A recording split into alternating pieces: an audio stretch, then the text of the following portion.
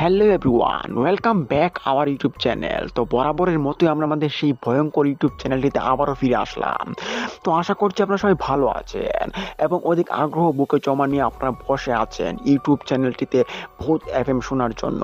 তো অপেক্ষার সময় কিন্তু এখন শেষ হতে চলেছে, কেননা আমরা আপনাদের কাছে এখন এমন একটি ঘটনা উপস্থাপন করতে যাচ্ছি যেটি শোনার পর আপনাদের গায়ের লোম দাঁড়িয়ে যেতে পারে। আর এই ঘটনাটি, আজকের ঘটনা শোনার পর আমি মনে করি আপনাদের অনেকটা ভালো লাগবে। তো আর দেরি করছি না, চলে যাচ্ছি মূল ঘটনায়। তো আজকে আপনাদের মাঝে আমি যে ঘটনাটি শেয়ার করতে যাচ্ছি, সেই ঘটনাটি ঘটে যায় আমার এক দুঃসম্পর্কের চাচার সঙ্গে। আমার চাচার নাম হচ্ছে হাফিজউদ্দিন। তো আজ থেকে প্রায় 3 মাস আগের কথা। আমি কিন্তু ঢাকায় একটা জব করি। তো আমি যখন ঢাকা থেকে বাড়িতে ফিরি, তখন বাড়িতে আসি প্রায় শুক্রবার দিনটি ছিল। তখন আমি বাড়িতে খাওয়া দাওয়ার পর আমি ভাবলাম যে আমাদের বাড়ির পাশে যে একটা বিল আছে ভাস্করখিলা নামক, ওই বিলটা থেকে আমি একটু ঘুরে আসবো। তখন আমি বিলে যাই, যাওয়ার পর আমি দেখতে পাই যে হাফিজউদ্দিন চাচা ওইখানে বসে আছেন এবং উনি কয়েকটা হাঁস পালন করছিলেন এবং হাঁসগুলোকে দেখাশোনা করছেন। তখন আমি ওনার কাছে যাই, গিয়ে বললাম যে হাফিজউদ্দিন কাকা, আপনার কি খবর, আপনি কেমন আছেন? তখন তিনি এভাবে এক কথা দুই কথা হতে হতে তিনি চলে গেলেন 3 বছর আগের ঘটনায়। তখন তিনি 3 বছর আগের ঘটনা, ওনার সাথে এমন খারাপ একটা ঘটনা ঘটে যায় যেটা শোনার পর আমি একটু হতভম্ব হয়ে পড়ি। আর আমি জানি আপনারাও এই ঘটনাটা যদি শুনেন তাহলে এটা শোনার পর আপনাদেরও অনেকটা ভালো লাগবে। তো যাই হোক, হাফিজউদ্দিন চাচা আমাকে তিনি ওনার ঘটনাটা বলা শুরু করে দেন এবং খুব নিখুঁতভাবে আমাকে তিনি ঘটনাটা উপস্থাপন করেন আমার কাছে। তো আমিও আপনাদের মাঝে খুব সুন্দর করে উপস্থাপন করতে যাচ্ছি। তো আশা করি আপনার ঘটনাটা মনোযোগ দিয়ে শুনবেন। তো আমার হাফিজউদ্দিন চাচা চলে গেলেন 3 বছর আগের ঘটনাতে। তখন আমার হাফিজউদ্দিন চাচা একটা ব্যবসা করতেন। তো ব্যবসাটা এমন ছিল যে ছোট বাচ্চাদের যে সর্দি কাশির জন্য একটা সিরাপ ব্যবহার করা হয়, লতা পাতা দিয়ে বানানো হয়, সেটা আপনারা হয়তো অনেকে জেনে থাকবেন। তো ওই যে পাতাগুলো কিন্তু সংগ্রহ করা হয় কোনো জঙ্গল বা কোনো পাহাড় থেকে। তো আমার চাচা কিন্তু এরকম কাজ করে থাকতেন। ওনার সাথে একটা লেবার ছিলেন, ওই লেবারটার সঙ্গে তিনি প্রতিদিন ওই পাতা লতা কুড়িয়ে আনতেন এবং গাড়ি গাড়ি করে বোঝাই করে আনতেন। আনার পর তিনি এগুলো বিক্রি করতেন। এভাবে বিক্রি করে তিনি অনেক টাকা ইনকাম করতেন। তো যাই হোক, এগুলো যে পাতালতা কিন্তু অনেকটা পাওয়া যায় না আমাদের এদিকে। তো আমার চাচা সিদ্ধান্ত নিলেন যে 3 বছর আগে যে সিলেটের দিকে যাবে এবং সিলেট শ্রীমঙ্গলের দিকে যাবে। তো শ্রীমঙ্গলের দিকে যাবে, ওনার সাথে যে লেবারটা ছিল ওই লেবারের বাবা মাকে যে বললেন যে আপনার ছেলেকে আমি শ্রীমঙ্গল নিয়ে যেতে চাই, ওইখানে ভালো ভালো পাতা পাওয়া যায়। তো ওই পাতাগুলো যদি আমরা কিশোরগঞ্জে নিয়ে এসে বিক্রি করতে পারি তাহলে অনেকটা লাভবান হব আমরা। তখন ওই লেবারের ছেলেটা, মানে লেবারের যে বাবা মা ছিল, তারা বললেন যে আচ্ছা ঠিক আছে, আপনি নিয়ে যান, তাকে দেখে শুনে রাখবেন। তখন আমার চাচা আর ওই ছেলেটাকে নিয়ে চলে যান সিলেট শ্রীমঙ্গলে। তখন শ্রীমঙ্গলে কিন্তু বড় বড় পাহাড় রয়েছে। ওই পাহাড়ের উপরে কিন্তু ওইসব লতা পাতার গাছ কিন্তু অনেক প্রচুর পরিমাণে পাওয়া যায়। তো যার কারণে আমার চাচা দেখতে পেরে অনেকটা খুশি হন এবং ওইখানে গিয়ে তিনি কয়েকটা গাড়ি ভাড়া করে নেন, যেহেতু কিশোরগঞ্জে নিয়ে আসতে হবে। তখন হাফিজউদ্দিন চাচা তিনি সিদ্ধান্ত নিলেন যে 2টা পিকআপ ভাড়া করে নেবেন। তো কিশোরগঞ্জ থেকে 2টা পিকআপ ভাড়া করে তিনি সিলেট শ্রীমঙ্গলে চলে যান। ওইখানে যাওয়ার পর তিনি দেখতে পেলেন যে একটা বড় রকমের পাহাড় রয়েছে ওইখানে, এবং ওই পাহাড়ের যে আশপাশটা ছিল ওইটার মধ্যে অনেক লতা পাতার গাছ জন্মেছিল, যেগুলো কিনা অনেকটা মানে মানে হাতের মধ্যে মোরাদ দিচ্ছিল। আর এগুলো কিছুটা তোলার পরেই কিন্তু গাড়িগুলো বোঝাই হয়ে যাচ্ছিল। এটা দেখে আমার হাফিজউদ্দিন চাচা খুব খুশি হন এবং ভাবলেন যে যদি এভাবে আসতে পারি, এখানে আসার পর যদি পাতালতা পেয়ে যায় আমরা সহজে, তাহলে কিন্তু আমরা অনেকটা লাভবান হব। তখন তিনি প্রথম দিন এভাবে পাতালতা 2 গাড়ি বোঝাই করে নিয়ে চলে আসেন। তো তারপর দিন তিনি ভাবলেন যে আজকে 3 গাড়ি নিয়ে যাব।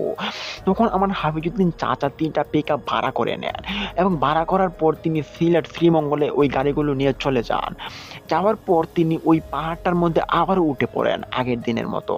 ওঠার পর ওনার সাথে যে লেবারটা ছিল, ওই লেবারটার কাজ ছিল হাফিজউদ্দিন চাচা পাতাগুলো ছিঁড়িয়ে দিবে, কেটে দিবে গাছগাছালি থেকে এবং ওই ছেলেটা বোঝাই করে আনবে, গাড়িতে রাখবে। তখন আমার চাচা কিন্তু দা দিয়ে আস্তে আস্তে করে কাটছিলেন লতা পাতার গাছগুলো, কিন্তু জঙ্গলটা এতটাই ঝোপঝাড় ছিল যে মানে তলে যে চা বাগানের গাছও ছিল, ওই গাছগুলোর মধ্যে মানে কিছু দেখা যাচ্ছিল না। কেউ যদি ওইখান থেকে আসে তাহলে তাকেও মানে কোনো রকমের দেখা যাচ্ছিল না, এতটা উঁচু উঁচু গাছ ছিল এবং চা পাতার গাছগুলো যে এত বড় ছিল। তো যাই হোক, হাফিজউদ্দিন চাচা কিন্তু মনের সুখে তিনি লতা পাতার গাছগুলো থেকে লতা পাতাগুলো তুলছেন এবং অনেকটা করে তুলছেন, যেহেতু ওই গাড়িগুলো আজকে বোঝাই করতে হবে, কেননা আজকে 3টা গাড়ি নিয়ে আসছেন তিনি।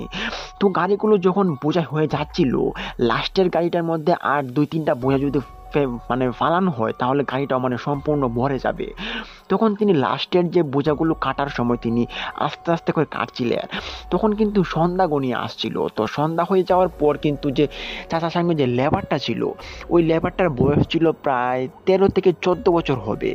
তো ওই লেবারটাকে তিনি পাঠালেন, তবে অনেকক্ষণ হয়ে গেল যে লেবারটা এখনো চাচার কাছে আসছে না। এদিকে কিন্তু সন্ধ্যা গনিয়ে আসছে, তো মাগরিবের আজান প্রায় দিবে দিবে এমন অবস্থায় কিন্তু অন্ধকারও ঘনিয়ে আসে। তখন আমার চাচা ওই লেবারটাকে ডাকছিলেন।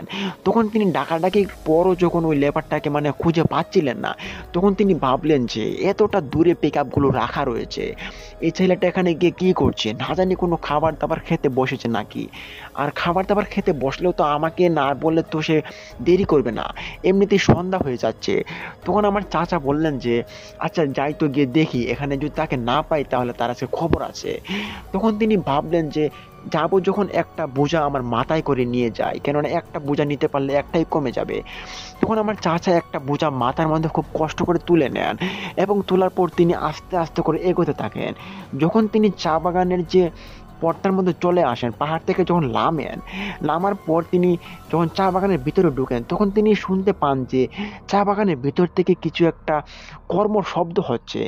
তখন আমার মানে হাফিজ চাচা চিন্তায় মানে মুগ্ধ হন যে কিরে, মাথার মধ্যে বোঝা নিলাম এবং সাইডে এরকম শব্দ কেন হচ্ছে, সাইডে এরকম শব্দ হওয়ার তো কথা না। তো তিনি ভাবলেন যে হয়তো আমার মনের ভুল। তখন আমার হাফিজউদ্দিন চাচা আবার তিনি হাঁটতে থাকেন। হাঁটতে হাঁটতে তিনি এক পর্যায়ে পিক আপের কাছে চলে আসেন এবং একটা বোঝা ওইখানে ফেলে দেন। তখন পিক আপের গাড়ির যে ড্রাইভারগুলো ছিল তাদেরকে গিয়ে ডাক দিলেন এবং বললেন যে এই তোমরা উঠো, আমার সাথে যে একটা ছেলে ছিল ওই ছেলেটাকে কি তোমরা দেখেছো? তখন পিক আপের ড্রাইভারগুলো বলল যে না চাচা, আমরা কিভাবে দেখবো, সে তো আপনার সঙ্গে কাজ করছে, আমরা তো পিক আপের ভিতরে বসে রয়েছে এখনো। তখন আমার চাচা বললেন যে তাকে তো অনেকক্ষণ ধরে খুঁজে পাচ্ছি না। তখন মানে পিক আপের লোকগুলো বলছেন যে কি বলছেন এসব, খুঁজে পাবেন না কেন, গিয়ে দেখেন কোথায়, মনে হয় দোকানপাটে গিয়ে বসেছে মনে হয়। তখন আমার চাচা বললেন যে সে তো দোকানপাটে আমাকে না বলে যাবে না। তখন আমার চাচা বললেন যে আচ্ছা তুমি একজন কি আমার সাথে আসবা? তখন পিক আপের ভিতর থেকে একজন লোক বললেন যে কেন, আপনি কি ভয় পান নাকি চাচা? তখন চাচা বললেন যে না, ভয় না, মানে ওই মোজাগুলো অনেকটা ওজন হয়ে গিয়েছে, আর ওইখানে 2-3টা বোঝা রয়েছে যেগুলো এখন আনতে হবে পিক আপের উপরে। তখন আমার চাচার মানে সহযোগিতার জন্য একজন লোক পিক আপ থেকে বেরিয়ে আসেন এবং বললেন যে হ্যাঁ চাচা চলেন, আমি আপনার সাথে যাব। তখন হাফিজউদ্দিন চাচা আর ওই পিক আপের ড্রাইভারটা তারা আস্তে আস্তে করে এগুচ্ছিলেন মানে পাহাড়ে ওঠার সময়। তো তারা যখন চা বাগানটা পার হয়, তো পার হওয়ার শেষ প্রান্তে তারা আবারও শুনতে পারেন যে কিছু একটা কর্ম শব্দ হচ্ছে চা বাগানের ভিতরে। তখন হাফিজউদ্দিন চাচা বলে উঠলেন যে ড্রাইভার দেখেন তো, ওইখানে কিছু একটা শব্দ হচ্ছে মনে হয়। তখন ড্রাইভার বললেন যে চাচা কিসের আবার শব্দ হবে ওইখানে? তখন হাফিজউদ্দিন চাচা বললেন যে তো আপনি একটু চুপ করেন এবং আস্তে আস্তে করে শোনার চেষ্টা করেন যে ওইখান থেকে কিছু একটা শব্দ আসছে। তখন ড্রাইভারটা বললেন যে চাচা হ্যাঁ আমিও তো শুনতে পারছি, তবে ওই চা বাগানের ভিতরে মানে ওইগুলো তো গাছ গোছালি মানে অনেকটা বড়া, ওইখানে গেলে তো আমাদের শরীরে অনেকটা চা বাগানের বাড়ি লাগবে। যাই হোক আমাদের যেতে হবে না, মনে হয় কোনো শিয়াল বা বাঁদর হবে। তখন চাচা বললেন যে হ্যাঁ তাও তো হতে পারে, কিন্তু আমার সাথে লেবারটাকে তো দেখতে পারছি না, আমরা তো এখন একটু পরে বাড়িতে রওনা দিব। তো ছেলেটাকে যদি না পাই তাহলে তাকে ফেলে কিভাবে চলে যাব, তাকে তো খুঁজতে হবে। তখন ড্রাইভারটা বললেন যে জি চাচা আপনি তো ঠিক বলেছেন, ছেলেটাকে তো খুঁজতে হবে। তখন তিনি ওই যে বাকি ড্রাইভারগুলো ছিল ওই 2 ড্রাইভারকে মানে উনি ফোন দিয়ে বললেন যে ওই হাফিজউদ্দিন চাচার সঙ্গে যে বাচ্চাটা ছিল ওই বাচ্চাটাকে মানে খুঁজে পাওয়া যাচ্ছে না, আপনারা একটু খুঁজে দেখুন তো রাস্তাঘাটের পাশ দিয়ে, আপনারা পান নাকি, পাইলে আমাদেরকে একটু জানিয়ে দিবেন। তখন ওইখানে রাস্তার মধ্যে দুইটা ড্রাইভার থাকার তারা বললেন যে আচ্ছা ঠিক আছে, আমরা ওই পিচ্চিটাকে আমরা খুঁজছি। তখন আমার চাচা এবং ওই যে ড্রাইভারটা ছিল প্রথম ড্রাইভার, তারা দুজন মিলে পাহাড়ের উপরে উঠে পড়ে। তখন তারা পাহাড়ের উপরে ওঠার পর দেখতে পারলেন যে পাহাড়ের উপর আর 3টা বোঝা এখানে বাঁধা রয়েছে। তো 3টা বোঝা দেখার পর তারা চিন্তা করলেন যে আমরা দুজনে যদি 2টা বোঝা এখান থেকে নিয়ে চলে যাই তাহলে আরো একটা বোঝা এখানে থাকবে, তো একটার জন্য আবার একজনের আসতে হবে। তখন ড্রাইভারটা বললেন যে জি চাচা, আচ্ছা পরে না হয় আপনি চলে এসে বোঝাটা নিয়ে যায়েন, তো এখন আমরা দুজন মিলে 2টা বোঝা নিয়ে চলে যাই। তখন আমার চাচা বললেন যে আচ্ছা ঠিক আছে চলো তাহলে। তখন আমার হাফিজউদ্দিন চাচা একটা বোঝা মাথায় নেন এবং ওই ড্রাইভারটা একটা বোঝা মাথায় নেন। নেওয়ার পর তারা যখন ওই পাহাড়টা থেকে আস্তে আস্তে করে নামছিলেন, তো নামার সময় কিন্তু তারা খুব হার্ডলি নামছিলেন, কেননা ওই পাহাড় থেকে যদি পড়া যায়, একবার যদি পা ছুটকে পড়ে যায় তাহলে কিন্তু মৃত্যু ছাড়া আর কিছুই নেই। তো তারা খুব রিস্কে খুব সাবধানের সহিত তারা নামছিলেন। নামার পর তারা যখন আবার ওই চা বাগানটার নিকটে চলে আসেন যেখানে চা গাছ লাগানো ছিল, তখন তারা আবারও শুনতে পান যে ওইখানে কর্মর কিছু একটা শব্দ হচ্ছে, যে শব্দটা খুব ভয়ঙ্কর দেখাচ্ছে। তখন আমার যে হাফিজউদ্দিন চাচা তিনি ছিলেন পিছনে এবং ওই ড্রাইভারটা ছিলেন সামনে। তো ড্রাইভারটা খুব স্পিডলি হাঁটছিলেন। তো হাঁটতে হাঁটতে তিনি কিন্তু হাফিজউদ্দিন চাচার থেকে অনেকটা এগিয়ে ছিলেন। তো হাফিজউদ্দিন চাচা অনেকটা পিছিয়ে থাকার কারণে তিনি শুনতে পান যে আবারও কিছু একটা শব্দ হচ্ছে। তখন তিনি আবারও শুনতে পান একটা কথা, যে এই দাঁড়াও, তোমরা কোথায় যাচ্ছ এখান থেকে, তাড়াতাড়ি দাঁড়াও বলছি, এখানে তোমরা আর যেতে পারবে না বলে হা হা হা হা করে হেসে দিল। এরূপ হাসি শোনার পর আমার হাফিজউদ্দিন চাচা তিনি শরীরটা কেঁপে উঠলো। কেঁপে ওঠার পর তিনি ওই যে মাথার মধ্যে একটা বোঝা ছিল ওই বোঝাটা তিনি ফেলে দেন এবং ফেলে দেওয়ার পর একটা দৌড় দেন, ওই দিকে দৌড় দিয়ে তিনি ওই পিক আপের কাছে চলে যান। কাছে চলে যাওয়ার পর ওই ড্রাইভারগুলোকে হাফিজউদ্দিন চাচা হাঁপাতে হাঁপাতে বলতেছিলেন যে আমাকে তো কেউ একজন একটুর জন্য মেরেই ফেলতো, আমার তখন সিরিয়াস অবস্থা হয়ে যাচ্ছিল। তখন পিক আপের ড্রাইভারগুলো আমার চাচার এরকম হাঁপানি দেখে তারা তাদের পিক আপ থেকে একটা পানির বোতল বের করলেন এবং পানির বোতলটা বের করে বললেন যে চাচা, আপনি এই পানিটা আগে পান করুন, তারপর আপনি আমাদের সাথে কথা বলুন, আপনার সাথে কি হয়েছে আমাদেরকে খুলে বলুন। তখন আমার চাচা কিছুটা দম নেন এবং তিনি প্রায় 3-4 মিনিটের মতো তিনি হাওয়াতে থাকেন। এতটাই হাঁপানি যে উনি খুব একটা ভয় পেয়ে যায়। তো ওনার ভয়ের পর তিনি পানি পান করলেন। পানি পান করার পর তিনি আরও 2-1 মিনিট ওইখানে বসেছিলেন আর ওনাকে ঘিরে ওই 3জন ড্রাইভার ঘিরা দিয়ে বসেছিলেন ওনার কাছ থেকে শোনার জন্য ওনার সাথে কি ঘটে গিয়েছিল। তখন আমার হাফিজউদ্দিন চাচা বললেন যে আমি যখন আসছিলাম তখন ওই প্রথম ড্রাইভারটা আমার সামনে ছিল, অনেকটা সামনে থাকার কারণে সে আমার বোঝাটা মাথা থেকে পড়ে যাওয়ার কারণে সে শুনতে পায়নি এবং না শুনতে পারে সে হেঁটে হেঁটে পিক আপের কাছে চলে আসে।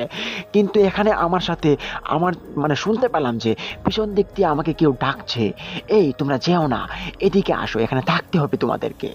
আমার এরকম কথাবার্তা শুনে আমি আমার মাথা থেকে আমি বোঝাটা ফেলে দিই। তখন আমি দৌড়ে আমি চলে আসি এক ছুটে, আমার খুব ভয় লাগছে, আমি আর যেতে পারবো না, ওই 2টা বোঝা এখানে পড়ে রয়েছে, এই বোঝাগুলো এখন কে আনবে।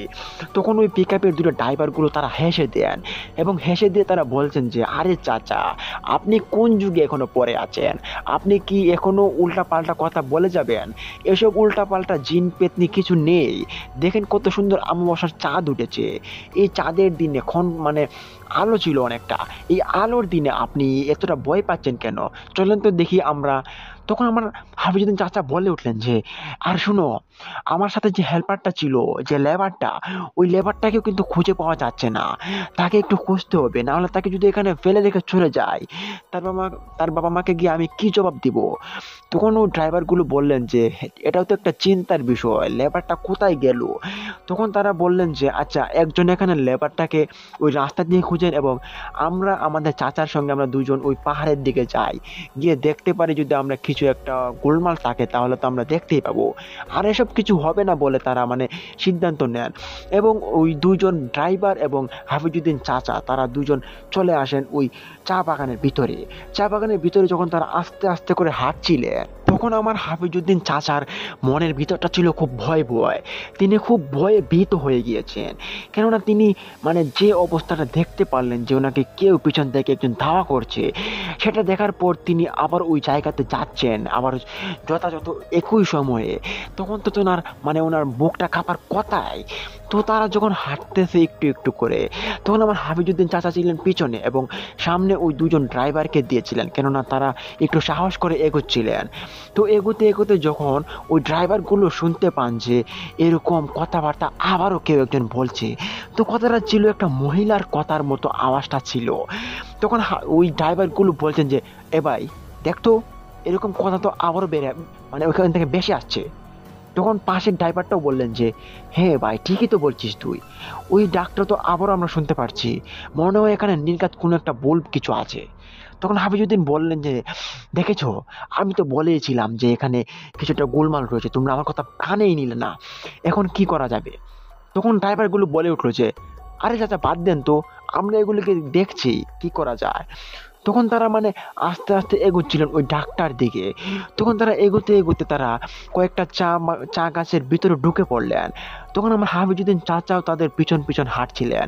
তখন হাঁটার পর সামনের যে ড্রাইভারটা ছিল ওই ড্রাইভারটা হোঁচটকে পড়ে যায় খুব জোরে। পড়ে যাওয়ার পর পিছনে যে ড্রাইভারটা ছিল, তখন তিনি দেখতে পান যে মাটির ভিতর থেকে একটা লাল বনে একটা হাত বেসেছিল। তো হাতটা ছিল খুব ভয়ঙ্কর একটা হাত। তো ওই হাতটা দেখার পর ওই দ্বিতীয় ড্রাইভারটা ওইখানে একটা চিৎকার দিয়ে তিনি অজ্ঞান হয়ে পড়েন এবং আমার চাচার মানে বুকের মধ্যে তিনি পড়ে যান। পড়ে যাওয়ার পর হাফিজউদ্দিন চাচা বললেন যে এ কি, তোমার কি হয়ে গিয়েছে, তুমি এভাবে পড়ে গিয়েছো কেন, আর তোমার কি হচ্ছে? তখন হাফিজউদ্দিন চাচা নিচের দিকে তাকিয়ে দেখেন যে একটা কালো মানে লাল বর্ণের একটা রক্ত মাখা একটা হাত মাটির থেকে বেসে রয়েছে কোণে পর্যন্ত। তো কোণে পর্যন্ত একটা হাত মাটি থেকে বেসে থাকা দেখে হাফিজউদ্দিন চাচা মানে ওইখানে কান্না করে দেন জুড়ে জুড়ে। তো ওনার কান্না দেখে ওই যে প্রথম ড্রাইভারটা যে পড়ে গিয়েছিল, তিনি তখন পিছন দিক দিয়ে ফেরার পর তিনিও একই দৃশ্য দেখতে পান যে মাটির ভিতর থেকে একটা হাত বেরিয়ে আসছে এবং ওই হাতটা দেখে রক্তমাখার হাত এবং রক্ত পড়ছে টপ টপ করে, আর ওই হাতটা থেকে সাদা কালারের একটা ধোঁয়া ভেসে উঠছিল। তাদের সামনে এরকম একটা ভয়ঙ্কর পরিস্থিতি তৈরি হবে সেটা তারা কোনোদিন কল্পনা করেনি। তখন হাফিজউদ্দিন চাচা আর যে প্রথম ড্রাইভারটা ছিল তারা মানে কান্না শুরু করে দেন এবং কান্না করতে করতে তখন তো তাদের পালাতে হবে। আর পালিয়ে যে যাবেন তখন তারা দুজন তারা মানে যান বাঁচানোর জন্য তারা লাফ দিয়ে কিছু বড় বড় লাফ দেন, লাফ দিয়ে চা বাগান থেকে একটু বেরিয়ে আসেন রাস্তাটার কিনারে। তখন তারা যে চা বাগানের মাঝখান দিয়ে একটা রাস্তা গিয়েছিল, ওই রাস্তার কাছে তারা বেরিয়ে আসেন। তখন তাদের মনে হলো যে দ্বিতীয় ড্রাইভারটা তো ওইখানে পড়ে রয়েছে, যেটাকে কিনা অজ্ঞান হয়ে গিয়েছিল ওই হাটটা দেখার পর। তখন তারা ভাবলেন যে তাকে যদি এখানে ফেলে চলে যায় আমাদের তো রক্ষায় থাকবে না আর। তখন তারা ভয়ে ভয়ে তারা ভাবছিলেন যে তাকে যে কোনোভাবে আনতেই হবে। আর যে ড্রাইভারটা ছিল সে মানে তার বন্ধু ছিল, তো তার বন্ধুকে কিন্তু এভাবে বিপদের মুখে ফেলে রেখে যাওয়াটা তার একদমই ঠিক হবে না, মানে তার বিবেকে বাদ ছিল। তখন তিনি হাফিজউদ্দিন চাচাকে বললেন যে ভাইয়া দেখেন তাকে কিন্তু আনতেই হবে, তাকে যদি না আনি তার জবাবদিহিতা কিন্তু আমাদেরকে করতে হবে। তখন হাফিজউদ্দিন চাচা মানে তাদের শরীর এখন থরথর করে কাঁপছে, এতটাই কাঁপছে যে তারা মানে নিজের শরীরকে ব্যালেন্স রাখতে পারছে না। তখন তার হাফিজউদ্দিন চাচা বলে মানে ভয়ে ভয়ে বললেন যে আচ্ছা ঠিক আছে চলো আমরা যাই, গিয়ে কিন্তু খুব সাবধানে, কিন্তু ওই হাতটা যদি এখনো দেখি যে বেশি আছে আমি কিন্তু আমার মাথা ঠিক রাখতে পারবো না, আমি এখনো অজ্ঞান হয়ে যেতে পারি। তারপর তারা এরকম কথাবার্তা বলার পর তারা সিদ্ধান্ত নিলেন যে ওই দ্বিতীয় ড্রাইভারটাকে তারা ফিরিয়ে নিয়ে আসবেন ওইখান থেকে। তখন তারা আস্তে আস্তে মনের ভিতরে ভয় রাখে এবং হাফিজউদ্দিন চাচার সঙ্গে একটা বাটন ফোন ছিল, ওই বাটন ফোনের লাইটটা অন করে দেন এবং লাইটটা অন করার পর তারা চা বাগানের ভিতরে আস্তে আস্তে করে ঢুকতে থাকেন। এবং ঢোকার পর তারা এক পর্যায়ে ওই যে দ্বিতীয় ড্রাইভারটা ওইখানে পড়েছিল ওই ড্রাইভারটার কাছে চলে যান এবং তারা একই সময় দেখতে পান যে ওই হাতটা কিন্তু ভয়ঙ্করভাবে তাদের দিকে ইশারা করে বেশি আছে। এটা দেখার পর তারা মানে আবারও ভয় পায়, কিন্তু তখন তাদের মাথায় নিয়ত ছিল যে ওই দ্বিতীয় ড্রাইভারটাকে তাদের কাছে ফিরিয়ে নিয়ে যেতে হবে, তাকে বাঁচাতে হবে। তখন ওইখানে পড়ে থাকা ড্রাইভারটির হাফিজউদ্দিন চাচা এক পায়ে ধরেন এবং সাথে থাকা যে ড্রাইভারটা ছিল, প্রথম ড্রাইভারটা, ওই ড্রাইভারটা এক পায়ে ধরেন। তো ওই পড়ে থাকা ড্রাইভারটির তারা জোরে একটা টান দেন মাটি থেকে। তো টান দেওয়ার পর ওই হাতটা মানে ওই হাতের পাশে উনি পড়েছিলেন। তো যখন হাতটা দেখে তারা ওই ড্রাইভারটিকে মানে সরিয়ে নিয়ে আসলেন, তখন তারা এক ছুটে তার মানে ওই পরে থাকা ড্রাইভারটির মানে পেটের মধ্যে তারা মানে ধরার পর ওই প্রথম ড্রাইভারটি ওনাকে কাঁধে করে তুলে নেন এবং তোলার পর তারা খুব জোরে দৌড় দেন। দৌড় দেওয়ার পর তারা আস্তে আস্তে করে যখন ওই চা বাগানের মাঝখান দিয়ে রাস্তাটা যখন তারা চলে আসলেন, তখন তারা ওইখানে ওই লোকটাকে মানে মানে শুয়ে দেওয়ার পর তাকে ডাকাডাকি করা হচ্ছিল, বলছিলেন যে এই উঠো, তুমি উঠো, তাড়াতাড়ি উঠো, আমরা এখন বিপদে আছি। তখন ওনার মানে হাফিজউদ্দিন চাচা এবং ওই প্রথম ড্রাইভারটার এরকম কথাবার্তা শুনে দ্বিতীয় ড্রাইভারটির জ্ঞান ফেরার পর সে কান্না করতেছিল। তো তার বয়সটা ছিল প্রায় 21 বছর, সে এখনো বিয়ে করেনি। তো একটা যুবক ছেলে, তো এরকম তার সাথে ঘটে যাওয়ার পর সে তো কান্না করবে, এটা স্বাভাবিক। তো তার কান্না দেখে হাফিজউদ্দিন চাচা তার মনটাকে একটু শক্ত করলেন এবং বললেন যে এই ছেলে, এভাবে কান্না করো না, চলো আমরা গাড়িতে চলে যাই, আর দুইটা বোঝা এখানে পড়ে রয়েছে, পড়ে থাকুক, আর এখানে আসতে হবে না আমাদেরকে। আর চিন্তার বিষয় হচ্ছে এখানে তো আমাদের যে লেবারটাকে নিয়ে আসছিলাম তাকে তো পাওয়া যাচ্ছে না, তো তাকেও তো অনেকক্ষণ ধরে খুঁজতে হবে। তারপর হাফিজউদ্দিন চাচা এবং ড্রাইভার দুজন তারা বললেন যে আচ্ছা এখন চলো আমরা গাড়িতে যাই, গাড়িতে গিয়ে কিছু পানি টানি পান করে আমরা একটু আগে স্বস্তি হয়ে নিই, তারপর না হয় লেবার ছেলেটাকে আমরা খুঁজে বের করব। তখন তারা আস্তে আস্তে করে হেঁটে হেঁটে তারা গাড়ির নিকট চলে আসেন এবং আসার পর তখন তারা মানে তাদের তিনজনের শরীরটা ছিল খুব দুর্বল।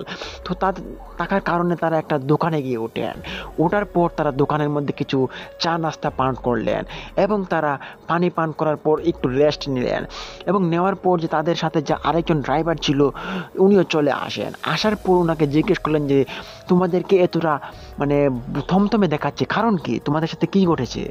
তখন তারা দুজন ড্রাইভার বলছিলেন যে আমাদের সাথে খুব খারাপ ঘটনা ঘটে গিয়েছে, একটা হাত বেসেছিল ওই মাটির তলা থেকে, সেটা দেখে মানে ওই মানে তুহিন অজ্ঞান হয়ে গিয়েছিল, তাকে আনতে খুব একটা কষ্ট হয়েছিল, আমরা এখন খুব বিপাকে আছি। তখন ওই ড্রাইভারটি বললেন যে কি বলছো তোমরা, আর ওই লেবারটাকে তো আমি খুঁজে পাচ্ছি না। তখন মানে হাফিজউদ্দিন চাচা বললেন যে কি বলছো এসব, লেবারকে যদি খুঁজে না পাই তাহলে তো লেবারের বাবা মাকে আমি কি জবাব দেবো, তাড়াতাড়ি লেবারটাকে খুঁজতে হবে।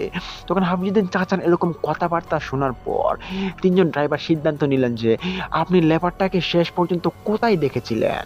তখন হাফিজউদ্দিন চাচা বললেন যে আমি যখন তাকে বোঝা দিয়ে পাঠাচ্ছিলাম তখন আমি দেখতে পেলাম যে সে পাহাড় থেকে সে বোঝা নিয়ে মাটি মানে নামছিল। তো নামার পর সে যখন চা বাগানের কাছে চলে আসে, চা বাগানের রাস্তাটাতে, তখন সেখান থেকে কিন্তু পাহাড়ের উপর থেকে কিছুই ভাসে না। ওই ছেলেটাকে তো ওই ছেলেটার থেকে চা বাগানের গাছগুলো অনেকটা বড় বড়, যার কারণে মানে তাকে আর দেখা যাচ্ছিল না। তো শেষ পর্যন্ত আমি দেখলাম যে সে পাহাড় থেকে নেমেছে, তারপর সে গাড়িতে এসেছে কিনা সেটা তো আমি খেয়াল করিনি। তখন তাদের মধ্যে একজন ড্রাইভার বলে উঠলেন যে ওই লেবারটা মনে হয় ওই চা বাগানের নিকটেই পড়ে রয়েছে, কেননা আমাদের সাথে যে ভয়ঙ্কর ঘটনাটা ঘটতে চলেছিল তার সাথে যে ঘটেনি, এটার কি কোনো মানে আছে? তখন হাফিজউদ্দিন চাচা এরকম কথাবার্তা শুনে তিনি একটু ভয় পান এবং ভয় পেয়ে বললেন যে কি বলছে সব উল্টাপাল্টা কথা, আবার কি আমরা ওইখানে যাব নাকি? তখন ড্রাইভাররা বলে উঠলেন যে আপনি কি লেবারকে বাঁচাতে চান? তখন হাফিজউদ্দিন চাচা বললেন যে কেন নয়, এই লেবারটাকে তো আমার বাঁচাতে হবে, না হলে তো আমার মানে কি বলবো লেবারটা বাবা মাকে। তখন তারা বললেন যে আমাদের ওইখানে আবার যেতে হবে এবং ওই লেবারটাকে ওইখানে একটু খোঁজাখুঁজি করতে হবে, কেননা যেহেতু আমরা তাকে কোনো দোকানপাটেও পাইনি, তো তার কারণ কি তো বুঝতেই পারছেন, সে ওই চা বাগানের নিকটে সে হয়তো কোনো এক জায়গায় কোনো একটা ফান্দে পড়ে গিয়েছে। তখন আমার চাচা মানে এই হাফিজউদ্দিন চাচা এবং ড্রাইভার তিনজন বললেন যে হ্যাঁ তাই করা যাক, আমরা চারজন এখন আবার ওইখানে যাই এবং চারজনের তো আমরা একটা শক্তি রয়েছে, তো আমাদের সঙ্গে মনে হয় না আর এরকম ঘটনা ঘটবে। তো এরকম আশ্বাস নিয়ে তারা ওই চা বাগানের রাস্তা দিয়ে আবার হাঁটতে শুরু করেন। তো হাঁটতে হাঁটতে তারা যখন ওই যে পাহাড়টার নিচে চলে আসে, যে পাহাড় থেকে তারা লতাপাতা গাছগুলো তুলছিলেন, ওই পাহাড়টার নিচে যখন তারা এসে খোঁজাখুঁজি করছিলেন, ঠিক তখনই ওইখানে থাকা একজন ড্রাইভার তিনি শুনতে পারেন যে আমাকে বাঁচাও, আমাকে বাঁচাও। বাঁচাও, একটু পানি দাও, একটু পানি দাও, আমার খুব পিপাসা পেয়েছে, আমার খুব ভয় লাগছে। এরূপ কথাবার্তা শোনার পর একজন ড্রাইভার তিনি বলে উঠলেন যে ওইখানে ভিতর থেকে কোনো একজন বাচ্চার আওয়াজ আসলো, আমার নিজের কানে স্পষ্ট শুনতে পারলাম। আপনারা কি শুনতে পেরেছেন? তখন হাফিজুদ্দিন চাচা বললেন যে কই না তো, আমরা তো শুনতে পাইনি। তখন তারা বললেন যে ড্রাইভারটা বললেন যে আপনারা একটু চুপচাপ হন এবং ওই ট্রাকটা মানে শোনার চেষ্টা করুন, ওইখানে কেউ একজন শব্দ করছে। তখন হাফিজুদ্দিন চাচা বললেন যে হালকা হালকা হয়তো অনুভূতি হচ্ছে কোন একজন বাচ্চার শব্দের মতো ওইখানে ভিতরে পড়ে রয়েছে মনে হয়। তখন তারা বললেন যে ওইটা হয়তো আপনার লেবার ছাড়া আর কেউ হবে না। তখন হাফিজুদ্দিন চাচা বললেন যে সে হয়তো বেঁচে আছে, তাড়াতাড়ি চলো চা বাগানটার ভিতরে।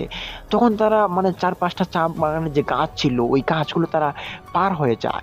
পার হওয়ার পর তারা দেখতে পারেন যে ওই যে বোঝাটা ছিল তার মাথায়, ওই বোঝাটা এক পাশে পড়ে আছে এবং ওই ছেলেটা আরেক পাশে মানে পড়ে রয়েছে। তো সে যে পড়ে রয়েছে তার হাতে পায়ে মানে রক্তের দাগ ছিল, আর তার মুখের মধ্যে কিরকম একটু পানির মতো মানে হয়তো এটা কুয়াশায় ভিজে গিয়েছিল, তবে তার হাত পায়ে যে রক্তের দাগটা ছিল সেটা মানে ছিলে গিয়েছিল, চামড়া উঠে গিয়েছিল শরীর থেকে। তখন হামিদুদ্দিন চাচা ওনার লেবারকে দেখে কান্না করে দেন এবং বললেন যে হায় হায় তোমার কি হয়েছে, তাড়াতাড়ি উঠো। তখন এক পলকে আমার হামিদুদ্দিন চাচা ওই লেবারটাকে তিনি কোলে করে নেন এবং কোলে নেওয়ার পর হামিদুদ্দিন চাচা ড্রাইভারগুলোকে বললেন যে এখানে আর এক মুহূর্ত থাকা যাবে না, চলো আমরা তাড়াতাড়ি গাড়িতে চলে যাই। তখন হাফিজুদ্দিন চাচা ওই লেবারটাকে কাঁধে করে নেন। কাঁধে নেওয়ার পর তারা খুব জোরে জোরে দৌড়াতে থাকেন। তো ওইখান থেকে প্রায় ওই যে গাড়িগুলোর কাছে যেতে প্রায় 2 মিনিটের সময় লাগে। তো ওই 2 মিনিট সময় তারা খুব জোরে জোরে দৌড় দেওয়ার পর তারা এক পর্যায়ে গাড়িগুলোর নিকট চলে আসে এবং পিকআপের ভিতর তারা ওই যে লেবার ছেলে এবং হাফিজুদ্দিন চাচা আর জার্জির পিকআপের মধ্যে জার্জির ড্রাইভার উঠে পড়েন। ওঠার পর তারা মানে হাফিজুদ্দিন চাচা ওই ছেলেটাকে একটু পানি পান করান। তখন ছেলেটা শুধু বলছিলেন যে আমার খুব ভয় লাগছে, আমাকে একটু পানি দেও, আমার খুব খারাপ লাগছে, আমার সাথে কি ঘটছে, আমি মরে যাব। তখন হাফিজুদ্দিন চাচা এরকম কথাবার্তা শুনে ছেলেটাকে বলছে যে এই ছেলে তুমি কি পাগল হয়েছো নাকি, কিসে উল্টাপাল্টা কথা বলছো, তাড়াতাড়ি এখান থেকে উঠো, আমাদের বাড়ি যেতে হবে। তখন ওই ছেলেটি মানে আস্তে আস্তে করে তার চোখটা মেলার পর সে বললো যে পানি দাও, আমাকে পানি দাও। তখন হাফিজুদ্দিন চাচা তার বোতলটা বের করার পর ওই ছেলেটাকে মানে পানি পান করানোর পর তিনি বললেন যে এখন কি তোমার ভালো লাগছে? তখন সে বলছে যে আমার শরীরে খুব জ্বালা করছে, আমার শরীরে কে এরকম আঘাত করেছে। তখন হাফিজুদ্দিন চাচা দেখতে পারেন যে তার যে কনুই ছিল এবং হাঁটু ছিল ওইখানে আর কি চামড়ার ছাল চলে গিয়েছে, যেখান থেকে রক্তের ফোঁটা জমা হয়ে গিয়েছে, আর এখানে জ্বলাপোড়া করবে এটা স্বাভাবিক বিষয়। তখন হাফিজুদ্দিন চাচা বললেন যে এই ছেলে তোমার কি হয়েছে ওইখানে, একটু আমাকে খুলে বলো। তখন ওই ছেলেটা বলতে লাগলো যে আঙ্কেল আমার খুব ভয় লাগছে, আপনি আমাকে বাঁচান, আমাকে বাড়িতে নিয়ে যান। তখন ওই ছেলেটার এরকম কথাবার্তা শুনে হাফিজুদ্দিন চাচা বললেন যে এই ছেলে তুমি ভয় পাবে না, দেখো আমি তোমার সাথে আছি, আমি তোমার আঙ্কেল না, আমি তোমার সাথে আছি, কোনো রকম ভয় পেও না, আমাকে খুলে বলো তোমার ঘটনাটা কি হয়েছে। তখন ছেলেটা বলতে থাকে যে আপনি যখন আমাকে বোঝাটা দিয়েছিলেন আমার মাথার মধ্যে, তখন ওই পাহাড় থেকে আমি আস্তে আস্তে করে নামছিলাম। তো নামতে নামতে আমি যখন শেষ প্রান্তে চলে আসি, যখন আমি চা বাগানের মাঝখানের রাস্তাটাতে আমি নামবো, তখন আমি দেখতে পাই যে ওই চা বাগানের পাশ দিয়ে একটা লাল বর্ণের কিছু একটা হাতের মতো মাটি থেকে ভেসে ওঠে। আর ওই মাটি থেকে ভেসে ওঠার পর এখান থেকে সাদা কিছু ধোঁয়া ওইখান থেকে ভেসে ওঠে। ওঠার পর এটা আমি দেখার পর আমি খুব ভয় পেয়ে যাই। আমি হয়তো ওইখানে একটা চিৎকার দেওয়ার চেষ্টা করি, কিন্তু ওই চিৎকারটা আমার গলা দিয়ে বের হচ্ছিল না। আমি তখন কি করব, তখন আমার মাথা থেকে ওই যে লতা পাতার বোঝাটা পড়ে যায়, আর পড়ে যাওয়ার পরে আমি মানে হার্টফিট হয়ে পড়ে যাই এবং ওইখানে পড়ে যাই। তখন আমার জ্ঞানটা হারিয়ে ফেলি। তখন আমি দেখতে পারি যে আপনারা আমাকে গাড়িতে নিয়ে এসেছে। তখন হাফিজুদ্দিন চাচা বললেন যে হায় হায় বাবা, তোমার সাথে খুব খারাপ ঘটনা ঘটে যাচ্ছিল, আমাদের সাথেও ঠিক এরকম ঘটনা ঘটে যায়। আমরাও যখন আসছিলাম তখন দেখতে পাই যে মাটির ভিতর থেকে হাত ভেসে উঠছিল। তখন ওইখানে রাত প্রায় 9টা বেজে গিয়েছিল। তো ওই ত্রিমঙ্গলের যে পাহাড়টা ছিল ওই পাহাড়ের যে একটা দারোয়ান ছিল, ওই দারোয়ান চাচাটা ওইখান থেকে আসছিলেন। আসার পর উনি দেখতে পান যে ওইখানে 3টা পিক আপ দাঁড় করানো। তো ওই 3টা পিক আপ দাঁড় করানো দেখে ওই দারোয়ানটি আমার চাচার কাছে আসেন। তো প্রথম আসার পর উনি ডাক দিচ্ছিলেন, বলছেন যে, এই তোমরা কে গো, তোমরা ওইখানে কেন এসেছো, আর এখানে তোমরা এত রাত হয়েছে, এখনো বাড়িতে যাও না কেন? তখন ভিতর থেকে আমার হাফিজুদ্দিন চাচা বললেন যে, আরে চাচা, আমরা তো বাড়িতে যাব, তবে আমাদের সাথে খুব খারাপ একটা ঘটনা ঘটে গিয়েছে। আমরা তো এখন খুব ভয়ে ভয়ে আছি, আমরা কি করব কি না করবো আমরা ভেবে পাচ্ছি না।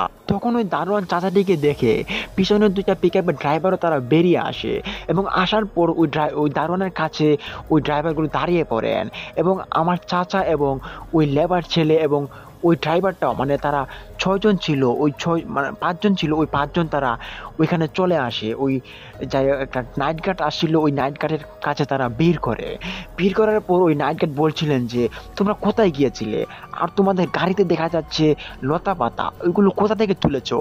তখন আমার চাচা বলছিলেন যে, আমরা ওই যে বড় পাহাড়টার মধ্যে উঠেছিলাম, আজকে সারাদিন ওই পাহাড় থেকে লতা পাতা পেরেছিলাম, আর ওই লতা পাতাগুলো দিয়ে এক ধরনের ওষুধ তৈরি করা হয়, এগুলো আমরা নিয়ে বিক্রি করব। আর আমাদের বাড়ি হচ্ছে অনেকটা দূরে, তো আমরা এখন খুব ভয়ে আছি, কেননা আমরা যখন আজকে সন্ধ্যা হয়ে যায় তখন আমরা কিছু একটা ভয়ঙ্কর জিনিস ওইখানে দেখতে পাই, যে মাটির তল থেকে আবার হাত কিভাবে বেশি উঠে আসে। এটা দেখে এখন আমরা সবাই ভয়ে ভোগান্বিত আছি। তখন ওই নাইট গার্ড চাচাটি বলে উঠলেন যে, হায় হায়, এ কি সর্বনাশ করলে তোমরা, ওই পাহাড়ের থেকে তোমরা কেন লতা পাতাগুলো পাড়তে গিয়েছো? ওই পাহাড়টা তো ভালো না, ওই পাহাড়টা খুব দূষী একটা পাহাড়, ওই পাহাড়ে কিন্তু সচরাচর মানুষ ওঠে না, পর্যটকরাও যখন আসে তো তারাও কিন্তু ওই পাহাড়ে অতিরিক্ত ঘোরাফেরাও করে না, তোমরা ওখানে ওঠার সাহসটা কিভাবে করলে? তখন আমার চাচা বললেন যে, আগে চাচা, আমরা তো ওই পাহাড়টার বিষয়ে ভালো কিছু জানি না, তবে ওই পাহাড়ে আমরা অনেক লতা পাতার গাছ দেখতে পাই, এবং ওই গাছগুলো আমাদের খুব দরকার ছিল, তো আমরা ওই গাছগুলো পাড়ার জন্য ওখানে গিয়েছিলাম। ওই পাহাড়ের রহস্যটা কি চাচা, আপনি আমাদেরকে একটু বুঝিয়ে বলবেন? তখন ওই নাইট গার্ড চাচাটি চলে যান আজ থেকে প্রায় 70 বছর আগের ঘটনা। তখন তিনি বললেন যে, আজ থেকে 70 বছর আগে, এটা আমার দাদার আমার বাবার মুখ থেকে শোনা। আমার বাবা যখন ওইখানে কাজ করতো, আমার বাবা কিন্তু ওই যে শ্রীমঙ্গল যে পাহাড়টা, চা বাগান, ওইখানে নাইট ডিউটি কাজ করতো, আর আমার বাবার যে নাইট ডিউটির কাজটা সেটা এখন আমি পাই। তো আমার বাবার মুখ থেকে এই ঘটনাটা আমি শুনেছি। তো আমার বাবা কিন্তু অনেক দিন ওইখানে কাজ করে, তো বাবা মারা যাওয়ার পর এই কাজটা এখন আমার উপরে চলে আসে। তো আমি এখানে কাজ করছি প্রায় 21 বছর ধরে, আর তোমরা এখানে কিন্তু ওটা ঠিক হয়নি, তোমরা এখানে আর আসবে না। তখন আমার চাচা কৌতূহলবশত আবার জিজ্ঞেস করলেন যে, আঙ্কেল, আপনি একটু বুঝিয়ে বলেন না, ওই পাহাড়ের রহস্যটা কি? তখন ওই নাইট গার্ড চাচাটি তিনি বলে উঠলেন যে, শুনতে চাও, তাহলে এখানে বসো। তখন ওইখানে একটা ব্রেঞ্চের মতো একটা ছিল, যে ব্রেঞ্চের মধ্যে নাইট গার্ড চাচা তিনি বসে বসে নাইট পাহারা দিতেন। তখন তিনি ওইখানে সবাইকে নিয়ে বসে পড়েন, এবং বসে পড়ার পর তিনি ওই 70 বছর আগের ঘটনাটা ওনার বাবার মুখ থেকে শোনা তিনি বলতে থাকেন, যে 70 বছর আগে ওই যে এলাকাটা, ওই এলাকাটার নাম ছিল কৃষ্ণচূড়া। কৃষ্ণচূড়া পাহাড় নামে মানুষ ডেকে থাকতো। তো ওই কৃষ্ণচূড়া পাহাড়ের মধ্যে একজন একজন রাজার মতো ছিল, যে বাদশা বলা যায়, যে ওই 3-4টা পাহাড়ের মধ্যে তিনি শাসন করতেন। ওই পাহাড়ের মধ্যে তারা আগে আদিবাসী আধিপত্য তারা বিস্তার করে থাকতো। তখন আমার বাবা ওইখানে কাজ করতেন, ওই আধিপত্যদের দেখাশোনা এবং ওই রাস্তাঘাট দেখাশোনা, এরকম কাজ করতেন। তখন ওইখানে একটা ঘটনা ঘটে যায়। তো ঘটনাটি ছিল অত ভয়ঙ্কর। তখনকার সময়ে যে আধিপত্য ছিল ওই 3-4টা পাহাড়ের, ওই আধিপত্যর বউ ছিল 2টা। তো 2 বউ থাকার কারণে সে কিন্তু 2 বউয়ের সাথে খুব ভালো করে মেশামেলা চলাফেরা করতেন তিনি। তো এক পর্যায়ে ওই পাহাড়ের একজন আদিবাসী, সে একটা তার যে প্রথম বউটা ছিল, ওই প্রথম বউয়ের একটা ছেলে সন্তান ছিল। তো তার ওই বউয়ের সঙ্গে সে একটু বেয়াদবি করে ফেলে। তো ওই আদিবাসীর বেয়াদবির কারণে ওই আধিপত্যরা যে ছিল, তিনি বললেন যে, আমার স্ত্রীর সঙ্গে তুমি এত বড় অন্যায় করতে পারলে, তোমাকে তো আমি ছাড়বো না, তোমাকে আমি দেখে নেব।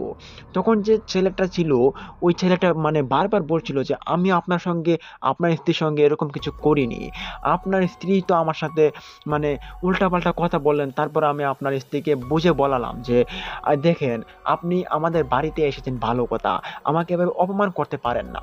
মানে ওই সময় ওই যে আধিপত্যের স্ত্রীটা ছিল, সে মানে তাকে একটা কাজের মানে একটা সন্ধান দেন, যে বললেন যে তুমি আমাকে ডেইলি ওইখান থেকে চা পাতা তুলে নিয়ে আসবে এবং আসার পর ডেইলি এক ব্যাগ আমাকে নিয়ে দিয়ে আসবে, আর তোমাকে এটা ডেইলি দিয়ে আসতে হবে আমাকে।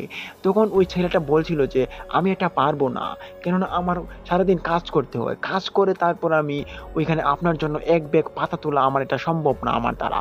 তখন ওই মানে ওনার এরকম কথাবার্তা শুনে যে আধিপত্যর স্ত্রীটা ছিল, তখন সে বলল যে আমি তোমাকে দেখে নেব পরে। সেটা বলার পর ওই আধিপত্যকে গিয়ে সে গিয়ে বিচার দেন। বিচার দেওয়ার পর তিনি বললেন যে আমার স্ত্রীর সঙ্গে এরকম বেয়াদবি করলো ওই ছেলেটা, এই ছেলেটাকে আমি দেখে ছাড়বো। তখন ওই আধিপত্য ওই ছেলেটাকে গিয়ে তার বাড়ি থেকে ধরে নিয়ে আসেন। আসার পর আধিপত্যের একটা মানে গুহা ছিল, ওই গুহাতে আনার পর তো ওনার বিচার হবে ওই ছেলেটার। তখন ওই আধিপত্য বললেন যে তার বিচার একমাত্র মৃত্যুদণ্ড ছাড়া আমি আর কিছুই দেব না, কেননা সে আমার স্ত্রীর মতো মানুষের সে সে একটা মানে অমান্য করেছে কথার, তো তার বেঁচে থাকার চেয়ে না থাকাটাই ভালো। তখন ওই ছেলেটা বলছেন যে আমার দেখেন দেখেন ভাই, আমার কিন্তু এখানে কোনো দোষ নেই, আমি আপনার স্ত্রীকে বুঝিয়ে বললাম, আপনি বুঝে বলেন যে আমার কি করার ছিল। আমি যদি এখানে আপনার স্ত্রীর কথা শুনে কাজ করি, তাহলে তো আমার ওইখান দিয়ে যে আমার দিন আনা দিন খাই যে কাজটা করি, ওই কাজটা তো আমার বাতিল হয়ে যাবে। তখন ওই আধিপত্যটা বলে উঠলো যে চুপ করো বেয়াদব, তুমি একে তো আমার স্ত্রীর সঙ্গে খারাপ ব্যবহার করেছো, আর একে তুমি আমার সঙ্গে এখন মুখের উপর মুখ কথা বলছো। তো তখনকার সময় ওই আধিপত্য মুখের উপরে কেউ কথা বলার সাহস পর্যন্ত কারো ছিল না, কেননা সে ছিল খুব প্রতাপশালী এবং তার বডি ছিল খুব ভয়ঙ্করভাবে। তো তার এরকম শক্তির প্রশংসা সবাই মানে নিমজ্জিত ছিল, এবং তার সাথে কুস্তি খেলে মানে পাশের মানে যে এলাকার লোকগুলো মানে পারতই না। তো তার কারণে তার সাথে সবাই ভয়ে ভয়ে কথাবার্তা বলতো। তো তাকে কিন্তু শেষ পর্যন্ত তাকে ফাঁসির আদেশ দেওয়া হলো। তো এক পর্যায়ে তাকে ফাঁসি দেওয়া হয় ওই নির্দোষ ছেলেটিকে। তখন নির্দোষ ছেলেটিকে ফাঁসি দেওয়া হয় ওই পাহাড়টার নিচে। তখন ওই যে পাহাড়টার নিচে কিন্তু একটা ক্যাম্প ছিল ওই পাহাড়বাসীর। ওই ক্যাম্পের মধ্যে যখন ফাঁসি দেওয়া হয়, তখন ওই ছেলের জীবিত লাশটাকে ওই মাটির নিচে এখানে পুঁতে দেওয়া হয়েছিল। তখন থেকে ওই ছেলেটার আর কোনো খোঁজ খবর নেই। তখন তারপর যে ওই যে আধিপত্যটা এবং আধিপত্যর স্ত্রীরা তারা বলছেন যে ঠিক হয়েছে, বেশ হয়েছে। তখন কিন্তু আশপাশের যে মানুষজন ছিল, ওই মানুষজন তারা বলছিলেন যে এরকম নির্দোষ একটা ছেলের সঙ্গে এভাবে অন্যায় কাজ করা কিন্তু তাদের ঠিক হয়নি, এটা মাসুল তাদেরকে দিতেই হবে। তো তার কিন্তু 1 বছর পেরিয়ে যায়। 1 বছর পেরোনোর পর ওই আধিপত্যর যে মানে মানুষ ছিল আদিবাসীরা, তখন তারা দেখতে পায় যে ওই যে ছেলেটা মারা গিয়েছিল 1 বছর আগে, যাকে ফাঁসি দেওয়া হয়েছিল, ওই ফাঁসি দেওয়ার স্থানটাতে কিছু একটা আলো জ্বলে, এবং আলোটা তাকে একদম লাল বর্ণের মতো আগুনের মতো জ্বলে ওঠে এবং নিভে যায়। তখন তারা এরকম আলো জ্বলা ওটা নিভে দেখে তারা আশ্চর্য হয়। তো এটা কিন্তু খুব প্রতিদিন রাত্রিবেলা এরকম জ্বলা নিভা করে। এটা দেখে আধিপত্যের কাছে সবাই আবার যায়। যাওয়ার পর তারা বলেন যে এখন এটা কি বিহিত করা যায়। তখন আধিপত্য বললেন যে কি বলছো, ওই ছেলেটাকে তো 1 বছর আগে আমরা মানে মেরে ফেলেছি, ফাঁসিতে খান্ড ঝুলিয়ে দিয়েছি, এই ছেলেটা আবার কিভাবে বেরিয়ে আসতে পারে। তখন ওই আধিপত্যটা বললেন যে আজকে রাতে আমরা ওইখানে সবাই মিলে যাব এবং গিয়ে দেখবো ওইখানে রহস্যটা কি, কেউ কি এখানে জালিয়াতি করছে নাকি, সেটা আমাদের দেখা দরকার। তখন ওই রাত্রিবেলা ওই আধিপত্য এবং আধিপত্যর স্ত্রী এবং তার সাথে যেসব মানুষজন ছিল, তারা সবাই ওই জায়গাটাতে যায়। তখন প্রায় রাতের দ্বিতীয় প্রহর বেজে গিয়েছিল। তখন তারা গিয়ে দেখতে পায় যে ওইখানে আগুনের মতো কিছু একটা জ্বলে আছে, এবং যেখানে ফাঁসির কাণ্ডটা ছিল, ওই ফাঁসি কাণ্ডে কেউ একজন বসে বসে কান্না করছিল, এবং সে কান্না করে বলছিল যে আমার আমার সাথে খুব খারাপ ঘটনা ঘটে গিয়েছে, আমার বিচারটা আমি নিজেই করে ছাড়বো। তখন ওই ছেলেটার মুখ দেখা যাচ্ছিল না। তখন ওই ছেলেটা এরকম কথাবার্তা শোনার পর তারা ভয় পেয়ে যায়, এবং ওই আধিপত্য বললেন যে কে হতে পারে আমার মতো বীরের সঙ্গে, এরকম মানুষ আমার সঙ্গে কেউ কোনোদিন টিকতেই পারবে না, এই তুমি কে, তুমি আমার কাছে চলে আসো। তখন ওই আধিপত্যর এরকম কথাবার্তা শুনে ওই যে পিছনে ফিরে থাকা লোকটি ছিল, ওই ছেলেটা যে ছেলেটা আত্মা হয়ে ঘুরে বেড়াচ্ছিল, ওই ছেলেটা জুড়ে জুড়ে হাসছিল। তো তার হাসির এরকম ভয়ঙ্করতা দেখে যে মানুষজন ছিল তারা সবাই দৌড় দিয়ে বেরিয়ে যায় ওই চা বাগানের ভিতর থেকে। তখন আমার আব্বু ছিল, আমার আব্বু তখন যেহেতু নাইট গার্ডের ডিউটি করতো সেখানে, তখন আমার আব্বু এখান থেকে চলে আসেন। তো ওই যে ওইখানে যারা যারা আদিবাসী ছিল তারা সবাই চলে আসে। আর ওইখানে ওই যে আধিপত্যটা এবং আধিপত্যর দুইটা স্ত্রী ছিল, তখন ওই আধিপত্যকে কিছু একটা মন্ত্র বলে সে আটকে ফেলে। তখন আধিপত্য সে মুখ দিয়ে আর তার কোনো কথা বের হচ্ছিল না। তখন মানুষজন দূর থেকে দেখছিল যে আধিপত্য কোনো কিছু করতে পারছে না। তখন ওই আত্মাটা আধিপত্যর কাছে আসে। আসার পর সে তাকে ওই যে পাহাড়ের আধিপত্য ছিল, ওই আধিপত্যর যে পাহাড়ের আধিপত্য সে থাকার কারণে সে তখন আটকা মারে সে কথা বলে ফেলে। সে বলছিল যে এই দেখো, তোমরা আমাকে ছেড়ে দাও, আর তুমি কে আমাকে সত্যি করে বলো, আর তুমি এখানে আবার কিভাবে ফিরে চলে এসেছো। তখন ওই আত্মাটা তার গলার মধ্যে চেপে ধরে এবং তাকে কিছুক্ষণের ভিতরে তাকে মেরে ফেলে। তো তাকে মেরে ফেলার পর তার যে দ্বিতীয় স্ত্রীটি ছিল, ওই স্ত্রীটিও কিন্তু দৌড় দিয়ে ওইখান থেকে চলে যায়। আর প্রথম স্ত্রীটিকে সে আবার ওই আত্মাটায় মেরে ফেলার পর সে কিন্তু তার কবরস্থানে চলে যায়। তো চলে যাওয়ার আগে সে বিকট শব্দে কিছু একটা বলছিল। সে বলছিল যে আমি আমার প্রতিশোধ নিয়ে ফেলেছি, এখন থেকে ওই ওই গ্রাম ওই এলাকার যে পাহাড়িরা আছো তোমরা সবাই মুক্তি, তোমাদের আর খারাপ ক্ষতি করব না, আর কেউ যদি কোনদিন বাড়াবাড়ি করছো তাহলে কিন্তু তোমাদের আমি দেখে ছাড়বো। এই বলে সে হাসতে হাসতে সে গায়েব হয়ে গেল। তখন এরকম কাহিনী দেখার পর তারা কেউ যে এগিয়ে যাবে ওইখানে সেরকম কোনো টেন্ডেন্সি কারো ছিল না। তখন সবাই ভয় পেয়ে সবাই বাড়িতে চলে যান। পরদিন সকালবেলা সবাই মিলে বাও করেন যে ওইখানে আবার যাবেন। যাওয়ার পর তারা গিয়ে দেখবেন যে ওই পাহাড়ের আধিপত্যটা কি হয়েছিল। তারা ওইখানে দেখতে চান যে তার সাথে কি ঘটে গিয়েছিল। তখন ওই পাহাড়ের পাহাড়ি যত সব ছিল তারা সবাই হাতে লাঠি বললাম তো থাকেই পাহাড়িদের হাতে। তো তারা ওই পাহাড়ের যে তলাটা, ওই তলার মধ্যে চলে আসে। আসার পর তারা দেখতে পান যে আগের দিন রাত্রিবেলা ওই যে লোকটা ছিল, যে পাহাড়ের আধিপত্য, ওই আধিপত্য মারা গিয়েছেন এবং তার সাথে তার স্ত্রীও মারা গিয়েছেন। তো সেটা দেখে তারা আধিপত্যকে এবং ওই আধিপত্যের স্ত্রীকে তারা ভাবলেন যে বাড়িতে নিয়ে আসবে এবং তাদের কবরস্থান বা দিয়ে দেওয়া হবে, তাদের সমাজ দিয়ে দেওয়া হবে। তো তাদেরকে পরদিন সকালবেলা নিয়ে আসা হয়, কিন্তু ততক্ষণে তাদের লাশটা পচের মতো একরকম হয়ে যায়। তো যাই হোক, তাদেরকে এক পর্যায়ে দাফন দেওয়া হয়। দেওয়ার পর কিন্তু ওইখান থেকে আর কোনো রকম সংকেত পাওয়া যায়নি। তবে মাঝে মধ্যে ওই জায়গাটার মধ্যে একটা মরা হাত বের হয়ে যায় মাটির ভিতর থেকে, সেটা অনেকে লক্ষ্য করতে পেরেছে। এবং ওখানে যে পর্যটকরাও যে আসে সেটাও কিন্তু আমি দেখি। ওই পর্যটকরাও তারা শুনতে পায় কি যে আর্তনাদ এবং মাটির ভিতর থেকে হাত বেরিয়ে আসে। তো এর জন্য ওই পাহাড়ের মধ্যে আর কি কেউ আসে না। তখন ওই যে কবি ওই যে নাইট গার্ড চাচাটি ছিল, ওই নাইট গার্ড চাচাটি এলো কথাবার্তা শোনার পর হাফিজউদ্দিন চাচা এবং তিনজন ড্রাইভার তারা খুব ভয় পেয়ে যান এবং তারা বলতে থাকেন যে আমাদের সাথে তো আরেকটু হলে খুব খারাপ কিছু ঘটে যেত। আমরা তো ওই হাতটার যে মাটি থেকে বেরিয়েছিল হাতটা, ওই হাতের কাছে আমরা পড়ে গিয়েছিলাম, ভাগ্য ভালো যে আমাদের কোনো ক্ষতি করেনি। তখন নাইট গার্ড চাচাজি বললেন যে তোমাদের ভাগ্যটা আসলে অনেকটা ভালো, ওই পাহাড়ে তো এখনো কেউ যায় না, আর ওই পাহাড়ের মধ্যে তার কাটার বেড়া ছিল, তোমরা তার কাটার বেড়া পেরিয়ে কিভাবে গেলা। তখন হাফিজুদ্দিন চাচা বললেন যে আমরা আর কি ওই তার কাটা বেড়াটা একটু বাঁকিয়ে দিয়ে তারপর ওইখানে গেলাম। তো আমরা জানতাম না যে ওইখানে এরকম একটা ঘটনা আমাদের সাথে ঘটে যাবে। তখন ওই নাগিন চাচাটি বললেন যে তোমরা এখানে আর দ্বিতীয়বার কোনোদিন আসার কোনো চেষ্টা করবে না, এই জায়গাটা ভালো না। এই পাহাড়, এখানে যে 3-4টা পাহাড় আছে ওই পাহাড় কিন্তু একটাও ভালো না, আর তোমরা রাত্রি করে ফেলেছো। দিনের বেলাও তো মানুষ এখানে এখন আর আসে না, তোমরা রাত্রিবেলা। যাই হোক, তোমাদের ভাগ্যটা অনেকটা ভালো যার কারণে তোমরা আজকে বেঁচে বাড়িতে ফিরতে পারবে। তখন হাফিজুদ্দিন চাচা বললেন যে মানে দীর্ঘশ্বাস ফেললেন এবং ফেললে বললেন যে, হ্যাঁ আঙ্কেল, আপনাদেরকে খুব ধন্যবাদ আমাদেরকে এরকম সতর্ক করার জন্য। এদিকে আর আসবো না।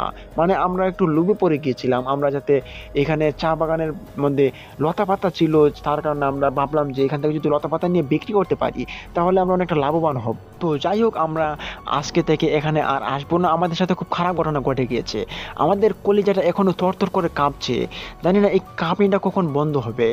তখন আঙ্কেল, তখন ওই যে মানে চাচা, হাফিজুদ্দিন চাচা আর তিনজন ড্রাইভার, তারা তাদের গাড়ি বোঝাই করা গাড়িগুলো নিয়ে এবং ওই নাইট গেট চাচার থেকে বিদায় নিলেন এবং বিদায় নিয়ে তারা আবার বাড়িতে ফিরে আসলেন।